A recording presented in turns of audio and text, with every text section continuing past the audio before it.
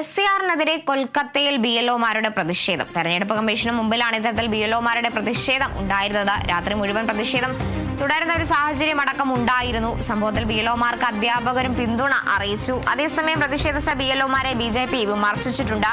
BLOമാർ അല്ല പ്രതിഷേധിക്കുന്നതെന്നും തൃണമൂൽ ഗുണ്ടകൾ നാടകം കളിക്കുകയാണെന്നുമാണ് BJPയുടെ ആരോപണം.